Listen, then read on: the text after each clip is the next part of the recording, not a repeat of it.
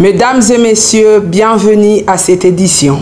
La présidence angolaise a annoncé mardi 11 mars 2025 des négociations directes entre le gouvernement congolais et les M23. Suite à une brève visite de travail du président de la République démocratique du Congo, Félix-Antoine Tshisekedi, dernièrement à Luanda, l'Angola va établir des contacts avec le M23 pour que les délégations de la RDC et du M23 mènent de négociations directes, selon un communiqué de la présidence de la République d'Angola publié sur les réseaux sociaux. Ces assises se tiendront dans la capitale angolaise dans le prochain jour en vue de négocier une paix définitive dans l'est du pays.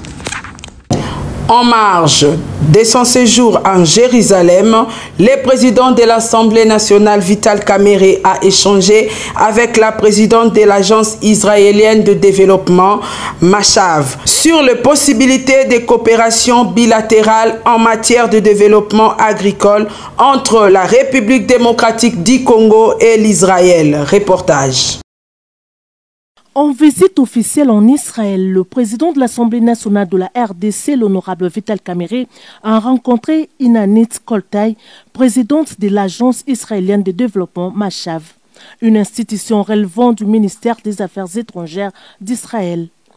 Les discussions ont porté sur les opportunités de coopération entre les deux pays, notamment dans les domaines du développement et du renforcement des capacités humaines. Lors d'une présentation, la directrice de Mashav a exposé l'expertise israélienne dans plusieurs secteurs en mettant particulièrement l'accent sur l'agriculture qui représente 50% des exportations du pays. Vital Kamerhe a souligné l'intérêt de la RDC pour ces domaines, rappelant que le pays dispose de 80 millions d'hectares de terres arables et de 40 millions de terres irrigables. Il a exprimé le souhait de bénéficier du savoir-faire israélien pour valoriser ce potentiel agricole. Afin de mieux comprendre les avancées d'Israël en matière d'agriculture, la délégation congolaise s'est rendue à l'Institut Volcani, un centre de recherche dépendant du ministère israélien de l'Agriculture. Cet institut est reconnu pour ses travaux en matière d'innovation agricole et de gestion des ressources hydriques. Grâce à ces recherches, Israël, malgré son climat aride, a réussi à atteindre l'autosuffisance alimentaire. Vital Kamerhe a exprimé les souhaits que des chercheurs congolais puissent être formés dans cet institut et que des experts israéliens viennent en RDC pour partager leur expertise. Merci beaucoup pour cette démonstration de recherche. Il n'y a pas de doute qu'Israël est parmi les leaders au niveau du monde. C'est pourquoi nous avons dit qu'avec le potentiel que nous possédons en République démocratique du Congo, en termes de terres et ressources humaines, mais qu'il faut recycler, nous pensons que si nous faisons une coopération, ensemble nous pouvons sauver le monde. Avec notre savoir-faire respectif, et notre ouverture à la coopération, les terres du Congo peuvent produire pour des milliards d'individus. Le speaker de la Chambre basse du Parlement a également visité le Centre Pérez pour la paix et l'innovation à Tel Aviv. Ce centre fondé en 1996 par l'ancien président et prix Nobel de la paix met en avant les avancées technologiques israéliennes. À travers ces échanges, Vital Kamerhe a posé les bases d'un partenariat entre la RDC et Israël qui pourrait permettre à la République démocratique du Congo de bénéficier de l'expertise israélienne dans des domaines stratégiques comme l'agriculture et la haute technologie. Soutien total au chef de l'État et au FARDC et appel à l'unité nationale. Le ministre d'État en charge de l'aménagement du territoire, Maître Guy Luando Mboyo, était dans la province de la Tchouapa. Il a mobilisé la population de Befale, Boende, Wema et Bokungu. Suivez.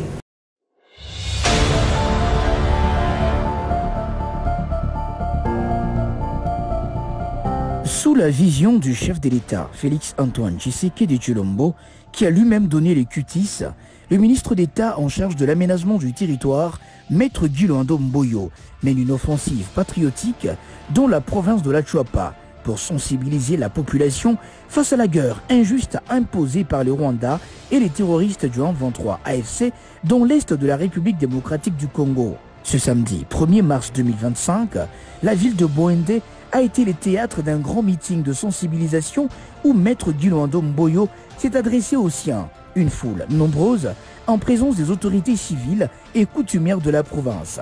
Portant haut la voix de la nation, il a exhorté la population à cultiver les valeurs patriotiques et à demeurer solide face aux agresseurs qui menacent l'intégrité du territoire congolais. Bana Fati Béton Oye! Bana Fati Béton Oye! Bana Befale Oye! Bana Mokoto Oye! Bana Jolu Oye! Bana Ikela Oye! Après Boende et Befale, la tournée patriotique du ministre d'État en charge de l'aménagement du territoire, Maître Guiloando Mboyo, atteint Wema, chef-lieu du territoire de Boende. Accompagné des autorités provinciales, Maître Guiloando Mboyo porte haut la voix du chef de l'État, le président Félix Antoine Tshisekedi Tshilombo. Le Congo doit se défendre et la Tchouapa en est un bastion clé. À Wema, face à une foule en liesse, Maître Guiloando Mboyo martèle son message. Le temps est à l'action. La population doit rester vigilante, unie et prête à défendre l'intégrité du territoire national tout en rejoignant les rangs des forces armées. Message à monene ezalika kama makambo itali bitumba oyo ekoti na mboka. Bitumba oyo c'est bandit, ça fait plus de 30 ans. Bato bakufi près de 7 millions de personnes. À présent, chitons à Kinshasa. Dans le but de lutter contre les embouteillages, les taxis fluviaux bientôt opérationnels dans la capitale congolaise. Le gouverneur de la ville-province de Kinshasa, Daniel Bumba, a effectué une randonnée sur le fleuve Congo pour s'imprégner de ce nouveau taxi fluviaux. De majestiques rivières dans la commune de la Gombe jusqu'à Sélébambou, 30 minutes seulement pour une distance de plus de 10 km. Rassuré, le premier citoyen de la ville a annoncé la mise en circulation dans quelques semaines de 22 taxis fluviaux. Ces taxis vont transporter jusqu'à 50 000 personnes par jour. C'est-à-dire que le lot, tu as expérimenté projet à taxi fluvial où ils allaient une possibilité Kinshasa offrir la multimodalité, il y a mobilité urbaine. C'est-à-dire que Kinshasa a la possibilité de retambola, na mituka, il y a retambola na train, mais également il y a retambola na kati ya mai au regard taxi fluvial. Totambola na sécurité nyonso, pe na sérénité nyonso. Alors na mikolo koya bana Kinshasa, tata mokonzi mboka Félix Antoine Tshisekedi a eu ça qui vient un discours na la nation. C'est pour la situation d'embouteillage à tiki binoté. Azali ko multiplier l'effort na ba réflexion pour na ko faciliter mobilité na Kinshasa. Où azali bongo voie ko permettre l'embouteillage et diminuer sensiblement.